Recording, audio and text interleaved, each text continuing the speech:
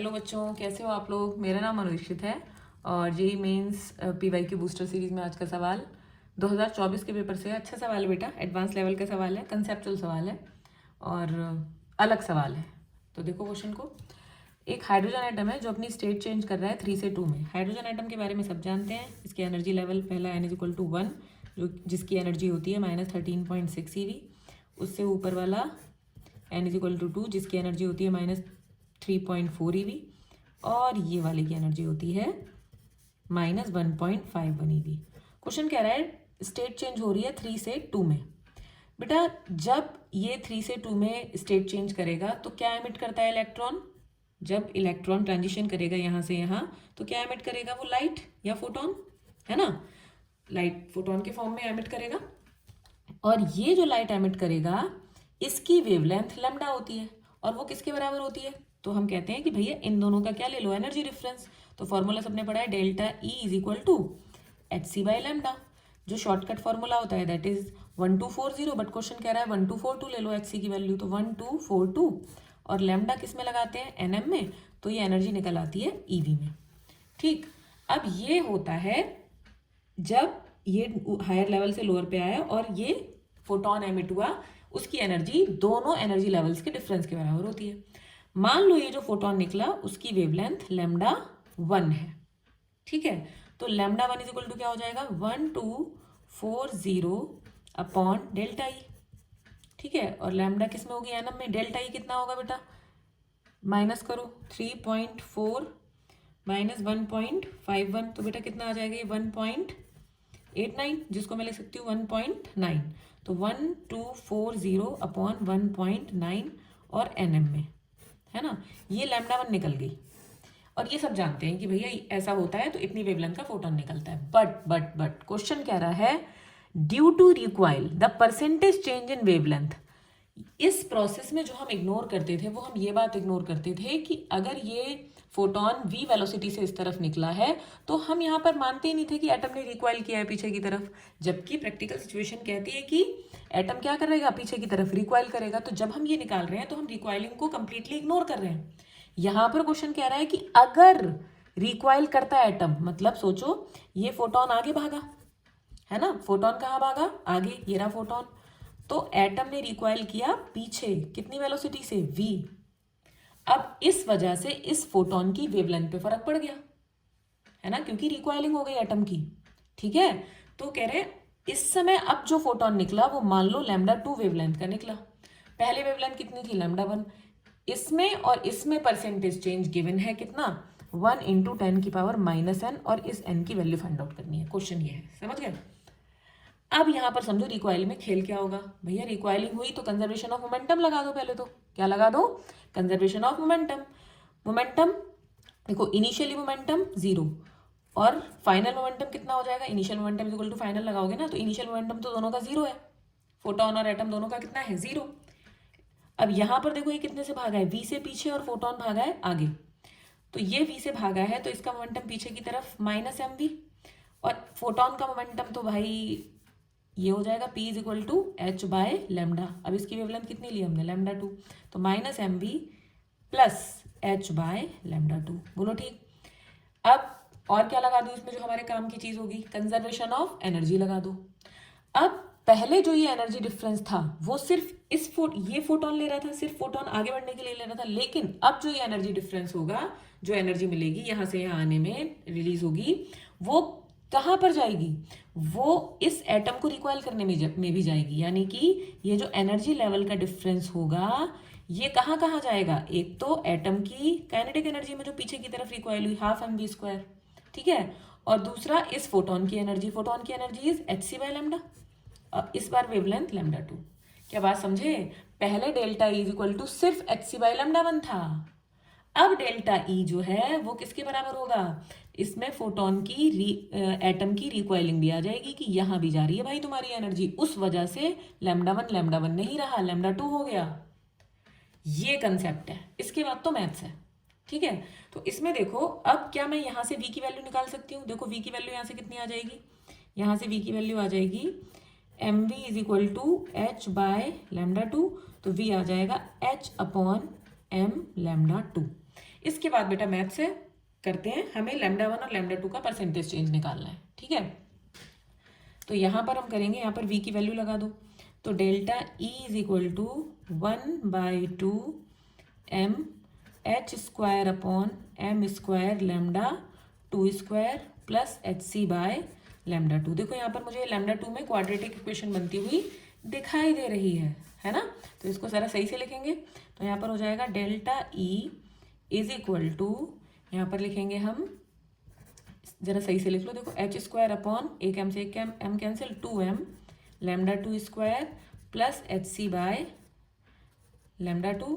यहाँ पर देखो delta E 1 bye lambda 2 square common ले लो, ठीक है, यहाँ से 1 बाय लैम्डा 2 स्क्वायर कॉमन ले रहे हैं, तो यहाँ क्या बचेगा बेटा, h square by 2m plus यहाँ पे देखो एक ही लैम्डा 2 था, लैम्डा 2 स्क्वायर कॉमन लिया है, तो यहाँ लैम्डा 2 से मल्टीप्लाई करनी पड़ जाएगी, तो HC लैम्डा 2। पेज चेंज, है ना, ये देख लिया एक्सप्रेशन, ठीक है, ये लिखो, साथ साथ लिखते जाया करो बच्चों। अच्छा, तो ये हो गया।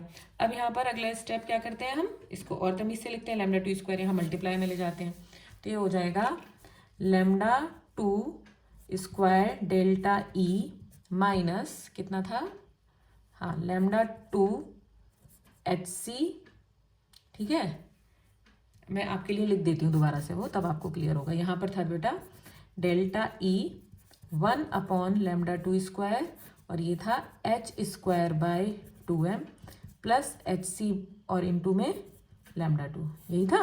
अब देखो यहाँ पर ले गए हम lambda 2 square into delta E, ठीक है।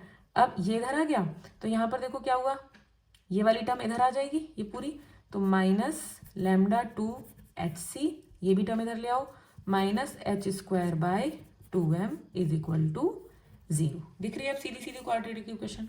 अब यहाँ से लैम्डा 2 की वैल्यू, फॉर्मूला सबको पता है ना, तो यहाँ पर आ जाएगा b plus minus under root B square minus 4ac वाला फॉर्मूला लगाएंगे, तो ये हो जाएगा बेटा HC, है ना, प्लस ले लेंगे under root B square h square c square plus 4a कितना हो जाएगा बेटा h स्क्वायर बाय 2m और c कितना हो जाएगा बेटा डेल्टा E, ठीक है, और अपॉन में 2 इंटू डेल्टा E, ठीक है, ये इक्वेशन हो गई। अब यहाँ से ज़रा इसको सॉल्व करते हैं, lambda 2 is equal to HC plus, देखो इसमें से ना जरा HC पूरे के ऊपर रूट, यहाँ पर HC कॉमन लो, HC कॉमन लिया तो अंडर रूट, देखो यहाँ पे तो h square c square root के बाहर आ गया, तो यहाँ पे तो 1 बचा, बट यहाँ पर देखो h स्क्वायर तो बाहर आ गया बट c नहीं है, तो c स्क्वायर से डिवाइड करना पड़ेगा, मल्टीप्लाई डिवाइड करोगे ना तभी तो c स्क्वायर बाहर आएगा, तो यहाँ पर प्लस 4, देखो यहाँ पर 4 तो हट गया, ये ऊपर रह जाएगा 2 h स्क्वायर बाहर आ गया और यहाँ पर डेल्टा E और अपॉन में m और c स्क्वायर से डिवाइड करना पड़ेगा, c स्क्वायर से मल्टीप्लाई किया, c स्क्वायर से डिवाइड किया, तभी तो c यहाँ पे कॉमन लिया हमने, और अपॉन बेटा 2 डेल्टा E। सही चल रहा है बेटा। लैम्डा 2 इज इक्वल टू, यहाँ से HC कॉमन ले लो और 2 डेल्टा E, यहाँ क्या बचा 1 plus under root 1 plus 2 delta E upon MC square, ठीक, इसको क्या लिखेंगे HC upon 2 delta E 1 plus 2 delta E upon MC square की पावर 1/2। समझ आ रहा है, कैलकुलेशन थोड़ी लंबी है लेकिन देखो हो जाएगा इसके बाद तो, ठीक है। ये लैम्डा 2 चल रहा है, ठीक है, तो देखो यहाँ पर लैम्डा 2 और देखो HC बाई डेल्टा E को लैम्डा 1 लिख सकते हैं क्या, हाँ, क्योंकि delta is equal to HC by lambda 1 था, ठीक है। तो यहाँ पर देखो हमने करा था ना ये lambda 1 is equal to 1240 upon delta E, है ना, और 1240 क्या है HC, तो यहाँ पर HC बाई डेल्टा ई को लैम्डा 1 लिख सकते हैं, है ना, HC बाई डेल्टा ई को लिख सकते हैं लैम्डा 1/2। और यहाँ पर देखो बायनोमियल थ्योरम लगा देंगे, ये वैल्यू बहुत छोटी है, देखो c स्क्वायर डिवाइड में आ रहा है ना, c का स्क्वायर, तो 1 प्लस क्या होती है बायनोमियल थ्योरम, यहाँ पर लिख देती हूँ मैं 1 प्लस एक्स की पावर n, तो हायर टर्म्स को इग्नोर करते हैं तो 1 प्लस nx हो जाता है, ठीक है, तो यहाँ पे लगा देंगे, तो 1 प्लस 1/2 आगे आया यहाँ पे इस टर्म में, तो 2 से 2 कैंसिल, यहाँ पर बचा delta E upon MC square. ठीक चल रहा है बेटा, तो यहाँ पर हो गया लैम्डा 2 और लैम्डा 1 अपॉन में ले आओ, इज इक्वल टू 1/2 ये हुआ, तो 1/2 को अंदर लेकर जाओ, 1/2 plus 1/2 plus delta E upon ये 2 इसके साथ 2mc², 1/2 अंदर ले गए बस और कुछ नहीं। तो यहाँ पर λ2/λ1 is equal to 1 plus delta E upon 2mc²। यहाँ पर देखो परसेंटेज चेंज चाहिए था, तो λ2/λ1 -1 ले आए is equal to delta E upon 2mc²। ये इधर क्यों ले आए, देखो परसेंटेज चेंज बन जाएगा, अभी दिखाते हैं। यहाँ पर दिख रहा है सबको, यहाँ तक मैं लिख देती हूँ दोबारा से। ये हमारा है λ2/λ1 -1 is equal to delta E upon 2mc²। तो देखो λ2 minus λ1 upon λ1 is equal to delta E upon 2mc²।